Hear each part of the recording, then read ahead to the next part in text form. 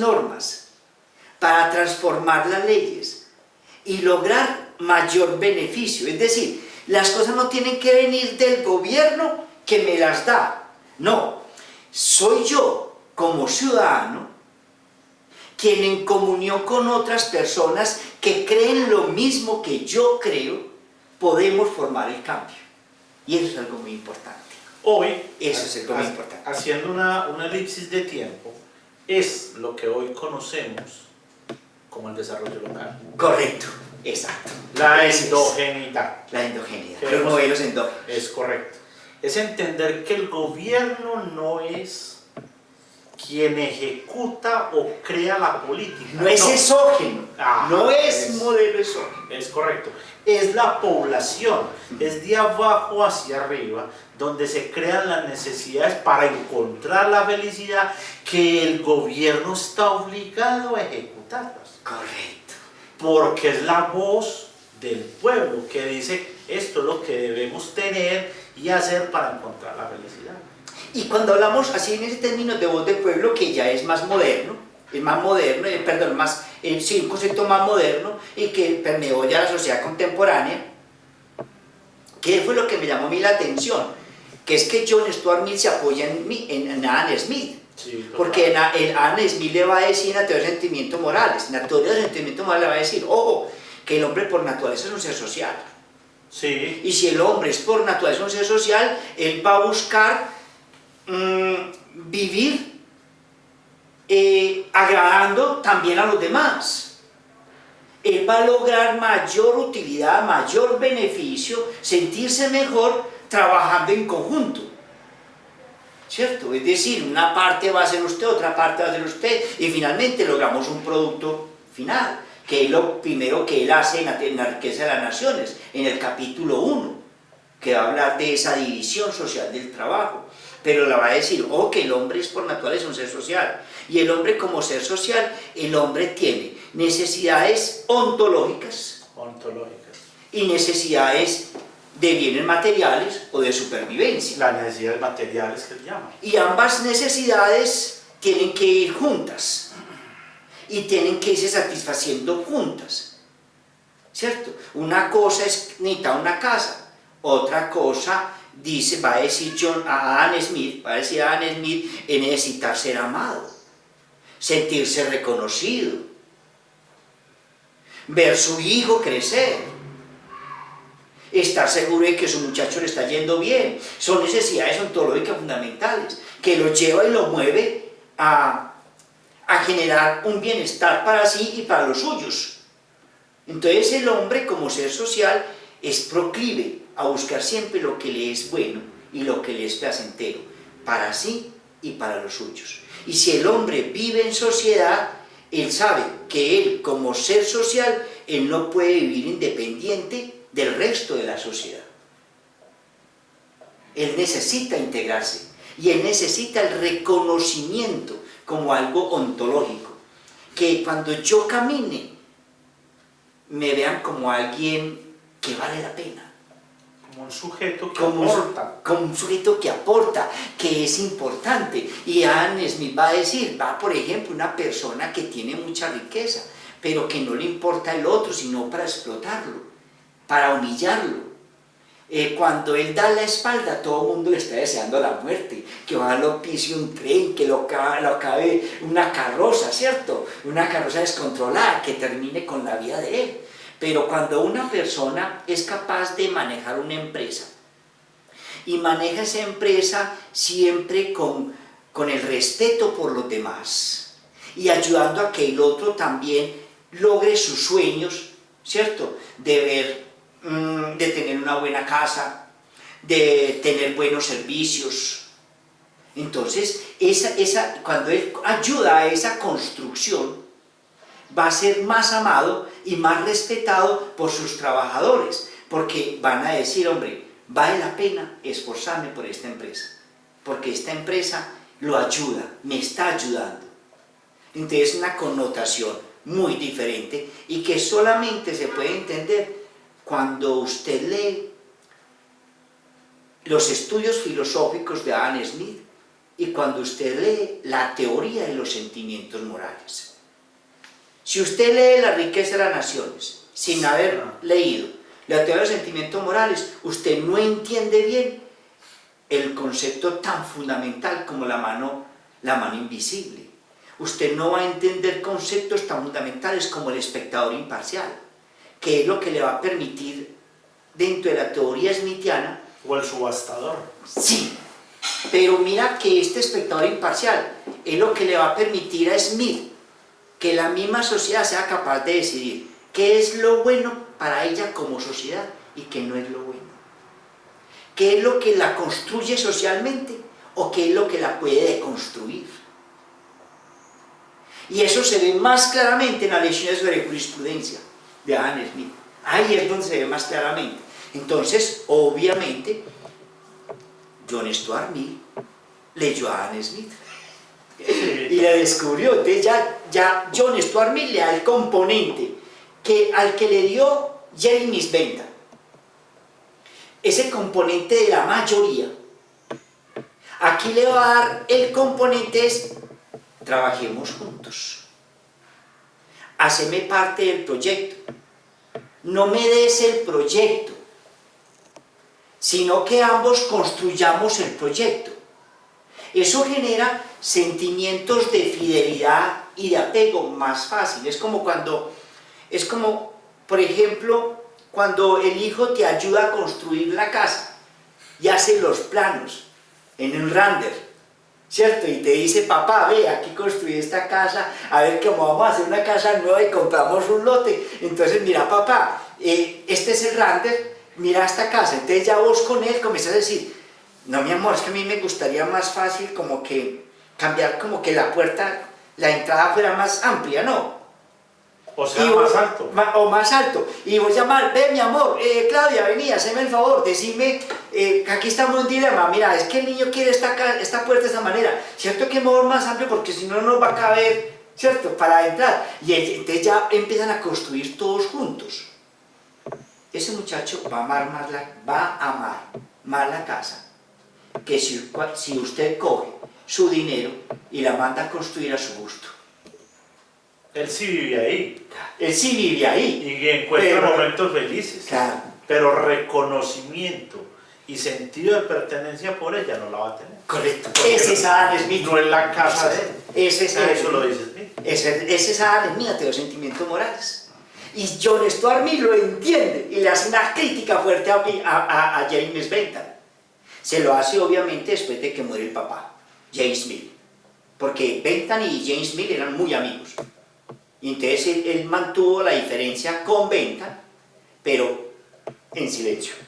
En silencio. Ya después de papá morir, él comienza a hacerle discusiones a Bentham. ¿Listo?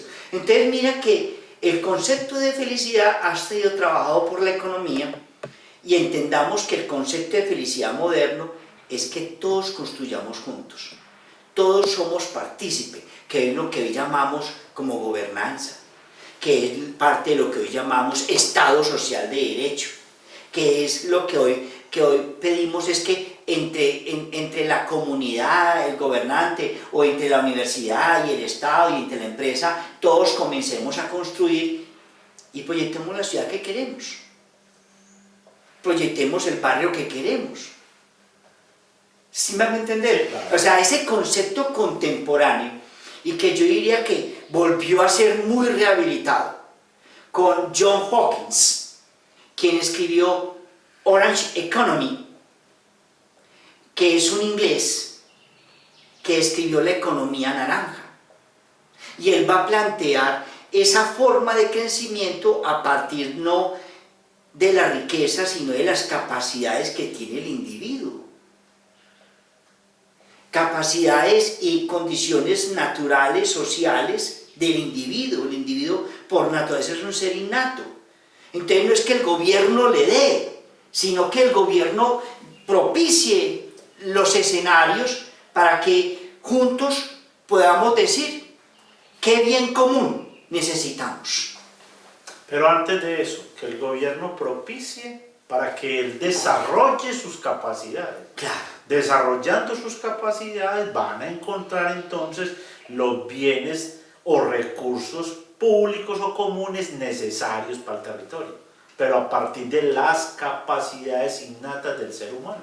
Profesor, usted justamente está citando a Amartya Sen. Amartya Sen. Está citando a Amartya Sen. Digámosle a nuestro público cuál es la importancia de Amartya Sen dentro de la ciencia de la economía. Amartya Sen, primero nos dice, hay que vivir la vida que se quiere vivir, no vivir la vida que se tiene que vivir. Es decir, él entiende que la libertad es la mayor capacidad que tiene el ser humano para encontrar la felicidad. Correcto. Por eso el texto, desarrollo como libertad. Que Correcto, tiene correcto, maestro. Este hindú, premio Nobel, Sí. él nos dice la diferencia entre las capacidades, Sí. de las capacidades que tiene el ser humano y las necesidades que tiene el ser humano, por ejemplo. Entonces, insisto, es entender que uno debe vivir la vida que quiere vivir y no la que tiene que vivir para encontrar los niveles de satisfacción que le generen a usted riqueza. Correcto. Pero riqueza material, pero también riqueza inmaterial. Correcto. Sí, profesor. Es que Amartya Sen, profesor Manrique, hace una diferenciación justamente de lo que usted está diciendo y va a decir, ojo, no debemos confundir capacidades humanas con capital humano. Esa distinción fue fundamental dentro de la ciencia de la economía, porque es que cuando dice Amartya Sen, cuando yo veo el hombre como capital humano, lo estoy viendo es como objeto, como instrumento de riqueza. Lo estoy viendo solamente como la persona que yo contrato para que haga un producto, para que haga una labor. Y por eso le estoy pagando y estoy mirando que lo que yo le pago sea inferior a la riqueza que él me produce. ¿Cierto? Que si yo te estoy pagando a vos 10.000 pesos la hora, es porque vos me estás entregando una producción de más de 10.000. O sea, que compense lo que le estoy pagando. ¿Listo? Ese es un concepto fundamental, inclusive en la micro. Total. Y va a decir Amartya Sen, no lo miremos así. No lo miremos así, miremoslo por las capacidades. Por las capacidades que, digamos que una definición muy reduccionista de lo que es capital, para aquellos, los capitalistas natos, es que dicen que el capital es todo aquello que genera riqueza. Sí. Entonces uno hablar de que el capital humano es entender que estoy viendo al humano como aquel generador de valor. Correcto. Única y exclusivamente como aquel individuo generador de valor. Y se nos olvidan otros elementos. Claro. Que justamente los diferencia, como usted bien lo estaba diciendo, profesor. Sí. Entonces él va a decir, Excelente, maestro. sí, claro, él va a decir, la capacidad humana tiene en cuenta al individuo, Ajá. en sus potencialidades, en lo que lo hace ser feliz. ¡Ah! Volví y lo montó Amartya Sen. Claro, cuando Amartya Sen dice, hay que mirar al hombre no por ser capital humano, por human capital, como variable de crecimiento económico y de optimización económica, sino que miremos al hombre también en esa otra integridad de ser humano. Miremoslo en sus capacidades, Que lo enriquece. que lo hace sentirse bien, feliz, y es justamente lo que Martha Nussbaum le va a decir. Martha Nussbaum en el escrito, porque ese escrito lo hace él con Amartya Sen. Amartya Sen y Nussbaum hace primero Capability, que es un texto directamente de Amartya Sen, ¿listo? De Amartya Sen. Y viene a escribir otro libro con Martha Nussbaum, y donde Martha Nussbaum, citando a John Stuart Mill inclusive, Sí. le va a decir, es que un hombre para ser feliz debe tener 3 condiciones. Y eso lo hizo Martha Nussbaum a raíz de la crisis norteamericana del 2008. ¿Cierto? Va a hacer esa crítica y va a decir, mire, es que nosotros debemos de formar un individuo para que sea capaz de ganarse la vida con ese trabajo. Entonces, un individuo que es feliz es un individuo que aprende cómo ganarse la vida. Pero segundo, ese individuo debe saber vivir en sociedad, saberse relacionar con el otro. Además de tener una habilidad que le permite ganarse la vida, debe ser un individuo capaz de compartir con las demás personas, integrarse con las demás personas. Y tercero, debe sentirse feliz con lo que hace.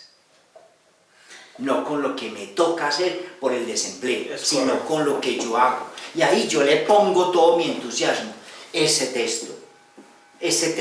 llamada de atención que hace Martha Nussbaum es fundamental, y mire que estamos hablando sobre el 2010, Sí. porque aquí sigo en el 2008. Es que Martha Nussbaum, justamente, en todo lo que tiene que ver con la gestión humana, que antes se llamaba talento humano o recursos humanos, que ha evolucionado tanto ese concepto, justamente Martha Nussbaum habla del placer y del displacer en el trabajo. Sí, correcto.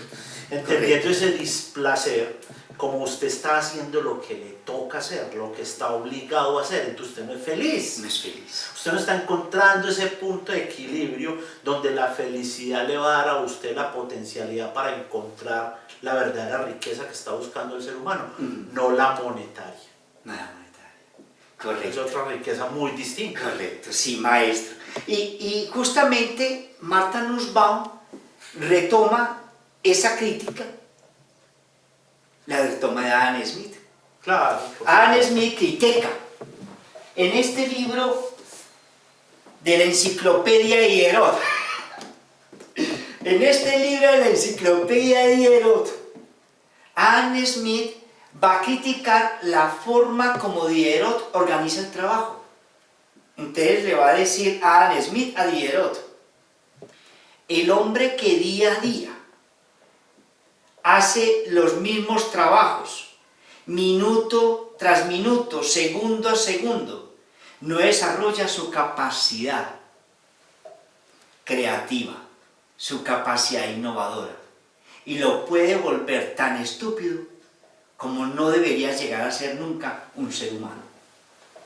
Excelente. Entonces dice Adam Smith, no, es que el hombre debe, necesitamos la división social del trabajo, sí, la necesitamos, la división del trabajo, pero el hombre debe desarrollar sus capacidades, el hombre debe desarrollar sus libertades de autogobierno, autodeterminación, autocontrol.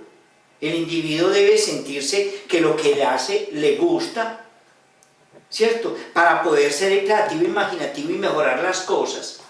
Entonces le critica ampliamente a Diderot la forma como él analiza la construcción, por ejemplo, de una silla. Todos los pasos son repetitivos, y Diderot va a decir: el hombre que siempre hace lo mismo se vuelve maestro, no necesita quien lo dirija, porque es tanto lo que él tantas veces que ha hecho lo mismo. Entonces Adam Smith le dice: no, entonces si un hombre no tiene capacidad para ser creativo, lo matamos, porque la característica del hombre es ser creativo. No, una cosa es la división del trabajo, pero otra cosa muy distinta es que vamos a esclavizar a ese individuo a hacer siempre lo mismo y que no ejerza esa actividad natural. Así mismo es en la sociedad. Para Adam Smith, el hombre debería trabajar en sociedad, y el hombre debería ser parte de esa sociedad. No es que me llegaron las cosas, es que yo comienzo a construirlas, es que yo hago parte de ello. Y ahí es donde viene a salir uno de los grandes actuales, un historiador judío que se llama Yuval Noah Harari. Yo leí por primera vez a Yuval en De animales a dioses, y he leído Homus Deus, y después leí 21 lecciones para el siglo XXI. Y en esto Yuval Noah Harari va a plantear otro gran concepto de felicidad que me llama mucho la atención. Y es que Yuval va a decir, ojo, que existe una felicidad psicológica y una felicidad biológica. la necesidad psicológica, la felicidad psicológica es subjetiva, depende de cada individuo, de lo que le gusta o no le gusta. El placer. Del placer, ¿cierto? Y que va a cambiar dependiendo de su concepción del mundo. Su concepción del mundo. Por ejemplo, para una persona que odia el café, porque considera que el café es una bebida oscura que daña al organismo.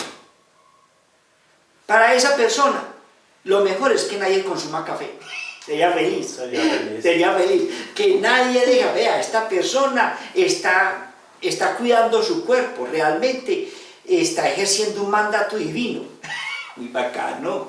Pero cuando hablamos de que en Colombia 500 municipios dependen política y económicamente del café, eso no les conviene a todos esos 500 municipios de los 1.100 municipios que tiene el país. ¿Sí te das cuenta? Sí, total. Entonces estos campesinos, personas que viven del café, van a decir, pues, ese principio es mortal. No, la gente debe consumir café y debe consumirlo helado, debe consumirlo en capuchino, debe consumirlo en torta, debe consumirlo hasta en desodorante, ¿cierto? Porque existe el desodorante de café. Helados. En helados, en fin. Es decir, que tenga diferentes usos. Entonces miren que lo que para una persona es felicidad, para otro gran conjunto no puede no ser felicidad. Entonces ahí es donde hablamos de la subjetividad. O para un vegetariano, hombre, muy bueno que la gente no coma carne, ¿cierto? Pero entonces, ¿qué hacemos la gente que cría ganado? O al que le gusta consumir carne. Las empresas que trabajan con el ganado, entonces todos tienen que hacer, y ya no podemos, entonces todos tenemos que volvernos, no. Tiene que haber una diversidad y siempre haber ciertos controles, unos ciertos equilibrios, sí, estoy de acuerdo. Entonces ya Yuval va a decir, bueno, lo que es la felicidad para uno no es para el todo. Por lo tanto, esa felicidad que la estudien los psicólogos. Y ahí se lo saltamos a Pemberton. Y Pemberton crea un índice de felicidad muy bonito. Pero es buscando cómo lograr reducir, por ejemplo, los afanes de suicidio de la gente, ¿cierto? O cómo reducir los malestares de la persona dentro de una sociedad para que se integre a la sociedad. Cómo reducir el bullying, ¿cierto? La persona que es propensa a hacer bullying y que se divierte haciendo bullying. La persona que siente placer en hacer sufrir a otros, ¿cierto? Moderadamente, pero que le hace. ¿Cierto? Entonces mira a ver qué pasa en esa glándula pituitaria, qué problema tiene, ¿cierto? Y va a hacer estudios. Pero otra cosa muy distinta es la felicidad biológica, dice Yuval. Yuval dice, el hombre por naturaleza está buscando lo que decía Smith, lo que es bueno, lo que nos conviene a todos. Yo siempre voy a preferir lo que es mejor, lo que me da más placer que lo que me causa poco placer. Y uno de los placeres puede ser, y el más común, por ser el hombre social, es que se sienta bien donde vive, el hábitat, donde su vida se desenvuelve. Él lo que más prefiere es que no sufrir enfermedades, o que si un ser amado está sufriendo una enfermedad, que la medicina encuentre la solución, bien sea a través de la bioingeniería, la ingeniería genética, o el manejo de ADNs, como los encontrados en CRISPR. Entonces, ¿por qué no pensamos en cómo mejorar el ADN para que menos personas sufran de enfermedades terminales, o se mitigue el dolor, o que se pueda mejorar la capacidad de una persona que tiene, por ejemplo, digámoslo así, que nace con enfermedades sanguíneas? ¿Cómo lograr reducir ese sufrimiento? O el que sufre albinismo, sí, que casi no puede ver bien. ¿Cómo lograr ese control de ese gen? ¿Cierto? ¿Cómo lograrlo? Entonces miren que a través de la tecnología CRISPR, él va a ver algo muy positivo, o a través de los sistemas, para evitar de que los carros se choquen y mermar la cantidad de accidentes de tránsito. Entonces dice, hombre, qué bueno que los vehículos fueran manejados a través de la infotecnología, de los sistemas. Y ya vemos ciudades que viven en función de control ambiental, más eléctricos, ¿cierto? Vehículos que reducen velocidad, vehículos que no se salen de carril, que por más que usted tienda a girar la dirección, el carro se vuelve y te encajona, como por ejemplo hace el Volvo, del último modelo del Volvo, ¿cierto? Entonces, ¿cómo lograr que esta tecnología se masifique cada vez más para reducir así los niveles de accidentabilidad? Entonces, desde esta perspectiva, desde la biotecnología, desde la infotecnología, podíamos encontrar grandes avances a la humanidad, obviamente teniendo sus reservas y sus cuidados.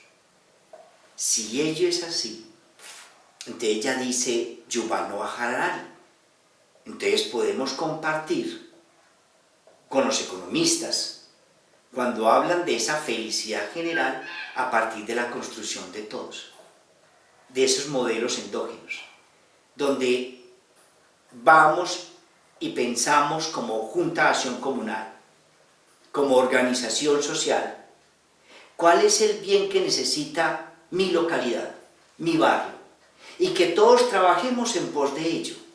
No es que llegue un político como redentor a darlo, o que yo tenga que esperar, o que el barrio tenga que esperar a que un político se acuerde de ellos, porque es que eso no es lógico. Eso no es lógico. Lo lógico es que seamos capaces de trabajar juntos para lograr el mayor bienestar. Ahí está la clave. Entonces, ¿qué es la felicidad? La felicidad que trabaja la ciencia y la economía. La felicidad que se trabaja hoy como felicidad de ciudad. Es la felicidad en la cual integra el Estado, la empresa, la universidad, la universidad y la sociedad civil, donde podamos decir qué es lo que más necesitamos en nuestro barrio, cómo mejorar las vías, las aceras, las calles, cómo mejorar el alumbrado público, ¿cierto? La seguridad, el acceso a servicios públicos, el saneamiento básico. Y de hecho, así venimos trabajando. La seguridad, por ejemplo, como tú bien lo dices, la misma comunidad es capaz de decir qué está pasando raro en la calle. Sí. Y da aviso preventivo en la forma como diseñamos la ciudad para que todos podamos protegernos. En la manera en como damos las voces de alerta. Yo recuerdo estando en una ciudad por fuera de Colombia, pasó algo muy simpático, y es que un señor desde este lado de la calle le hacía caritas a una niña que estaba al otro de la calle y le decía, toque, toque, entre pues, entre. Y otras personas estaban viendo lo que él estaba haciendo,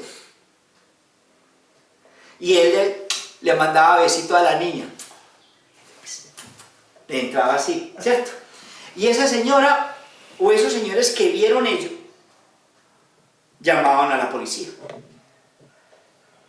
Y en menos, rápidamente, la policía lo paró en la esquina